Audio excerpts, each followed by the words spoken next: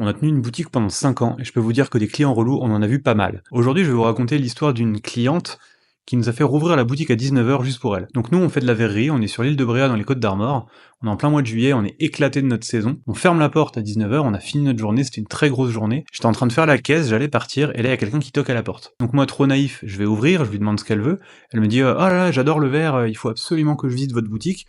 Moi je me dis, bon, très bien, c'est une cliente potentielle, je suis pas à 10 minutes près quoi. Et donc là la meuf commence à sortir son appareil photo, et à prendre une photo, 2 photos, 3 photos. Elle fait le tour de la boutique, et au bout de 10 photos, je lui dis, mais enfin, qu'est-ce que vous faites en fait? Et c'était bien précisé à l'entrée de notre atelier que les photos étaient interdites, on tolérait 2-3 photos, y a pas de problème. Et là clairement elle prend vraiment tout, tout, tout. Et donc du coup, je lui demande, pourquoi vous prenez tout en photo? Et donc en fait elle m'explique qu'elle fait partie d'une asso, elle a accès à un four, elle travaille le verre, et donc en fait elle cherche juste des modèles à copier pour son cours de verrerie. Et donc là on lui dit, mais ça va pas, vous avez pas le droit de faire ça, vous pouvez pas. Et donc là, elle s'énerve, elle commence à nous hurler dessus. Donc nous, on est complètement désemparés, en fait, on comprend pas ce qui se passe. Enfin, c'est lunaire comme situation.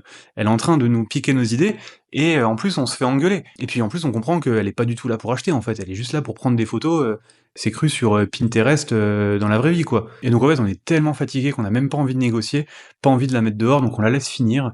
Puis on se dit, allez, tant pis, c'est pas grave. Mais ça fait quand même un petit peu mal de se dire qu'il y a des personnes d'un atelier de verre qui vont s'amuser à refaire nos modèles sans même savoir d'où ça vient. Et je peux vous dire qu'en 50 boutiques, des clients horribles comme ça, on en a eu plein, et si ça vous plaît, on pourra vous en raconter plein d'autres.